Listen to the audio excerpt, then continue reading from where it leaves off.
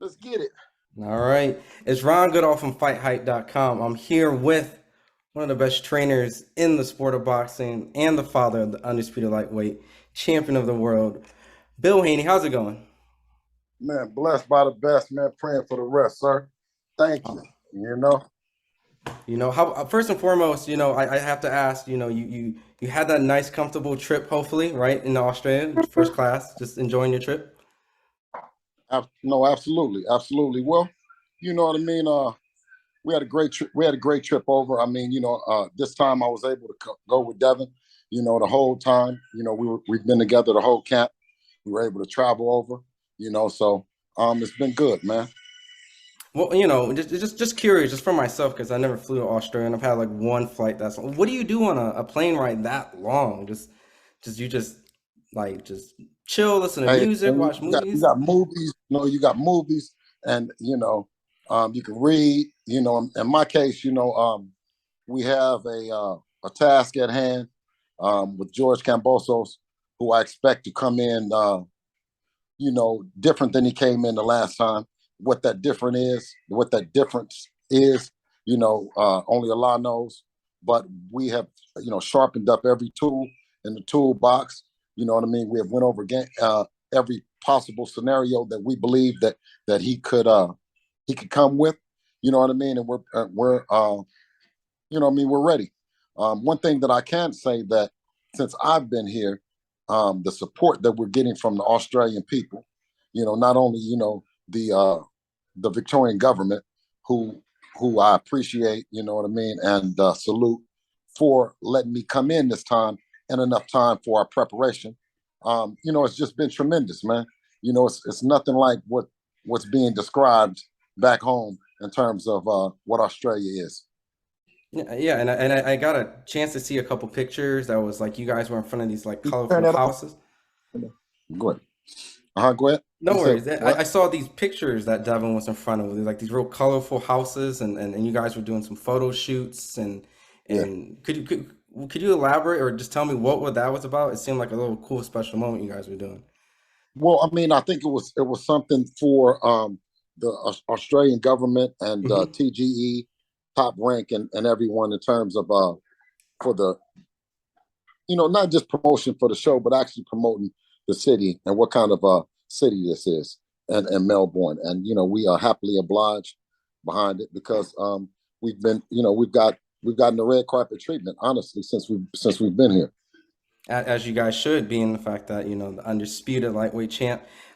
Just and overall, just the leading in preparation.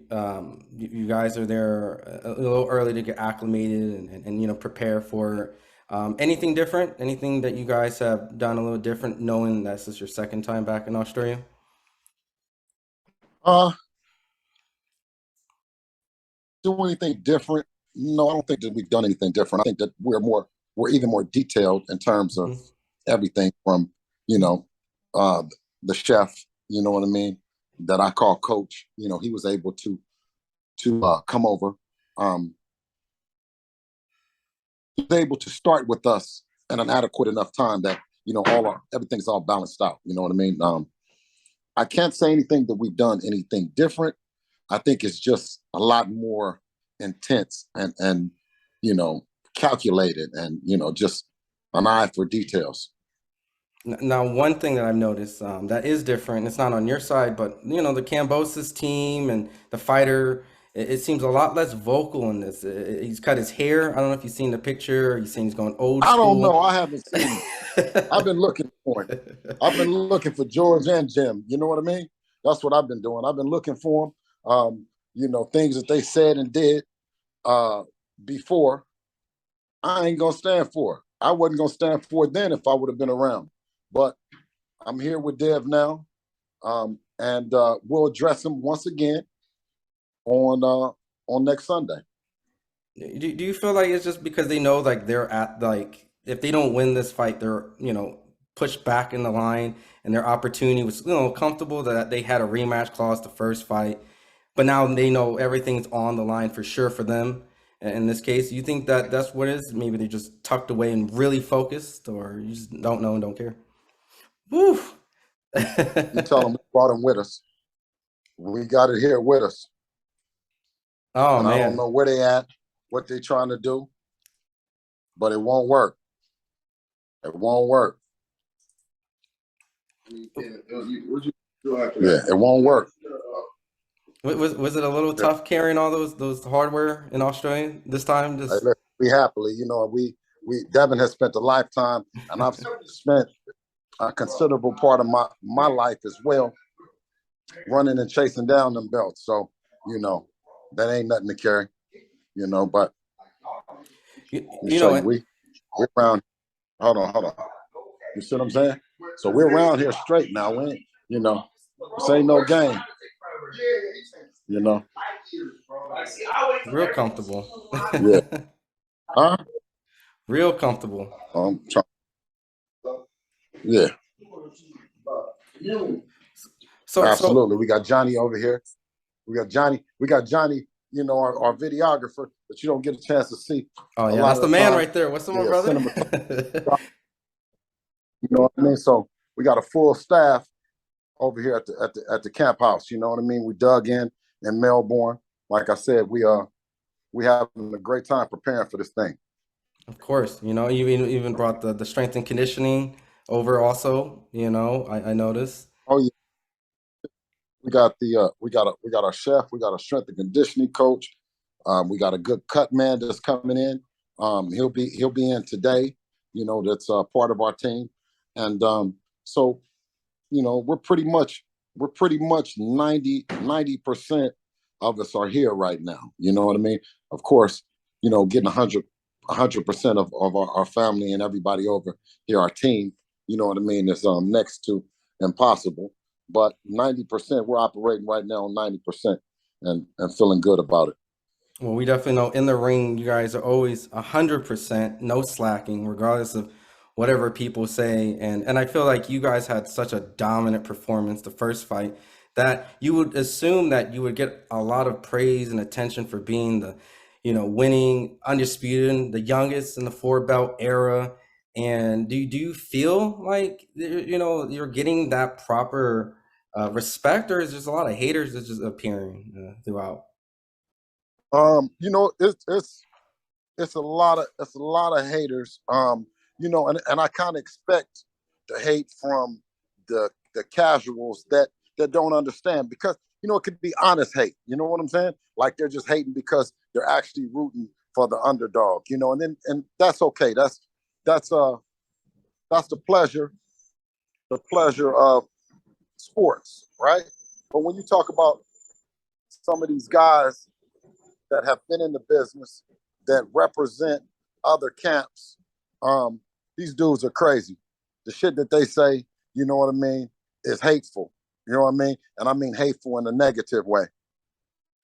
I mean, it can only be based on maybe a few things, like maybe, you guys are getting these fights to be successful and they probably didn't feel like this way. Or maybe it's just outside looking in that maybe it's like they can't do it. Like, what do you think the exterior hate comes from? Just a young guy achieving his goals, doing all the B side, even though they feel, necessary as the A side, and just making the fights happen. Just like fighting, not letting the politics in the way. Like you guys have done that to make these fights happen right now.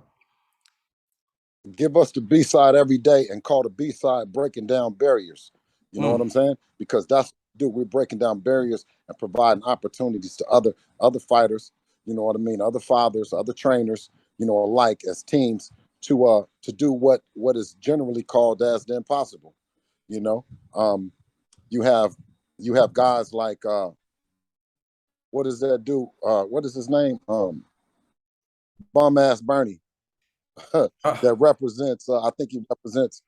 Does he represent Crawford's camp? I would hate to mention him and Crawford in the same name because of the relationship that I got with Crawford. And Crawford is, by all means, real, 100% real. But you got a guy like, you know, bum ass Bernie, who's around here saying that Devin hasn't gotten any better. Well, the better the competition, the better the fighter. And I can probably count on my hand the amount of rounds that I believe he done lost in the last 3 or 4 fights. You know what I'm saying? So Yeah, I, I don't have any problem. I don't have any problem with fans that don't watch the sport that often, that kind of tap in. And if you decide to pick the underdog because that's where you what you're feeling, but for a guy to come out and blast Devin about him not getting any better when at 23 he don't got nobody in his camp that can fuck with him. You see what I'm saying? At 23, he don't have nobody in his camp that did what he did at 23. When he mentions the great Salvador Sanchez and no other than the legendary Oscar De La Hoya, well, stupid ass nigga, you have now mentioned Devin in the name in the same sentence of some great fighters at 23. So you said uh he's not getting no better. Seems like he's doing good to me. yeah, I And mean, excuse me else for the aggressive language that I use towards old boy. I mean, it's all due respect. I mean, the fact is, you are the father of your son, and you should feel that way. I don't think there's nothing negative in an approach, and I feel that October 15th, or 16th in Australia, you guys are definitely going to show that you guys have layers and levels of, next level, and obviously you guys do want the big fights. You guys are already making big fights in Australia. The Lomachenko fight looks like it's a fight is on the rise, and everyone's, obviously wants the belt, but they're gonna have to go through Devin Haney to get that.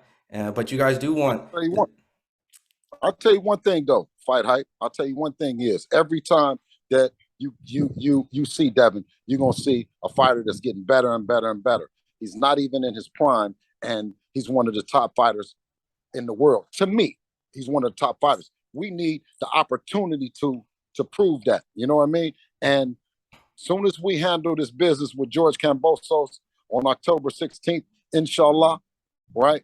Anybody can get it. And I want everybody double down on everything that you just said. Don't back out of it. Everybody that can call for him, everybody that can said something. When we finish this business, you got action. who do you think will want to step up? I mean, there's the Lomachenkos, Shakur's coming up, Javante's, they're saying that the bigger stars on that side. Like, who do you think would be potentially?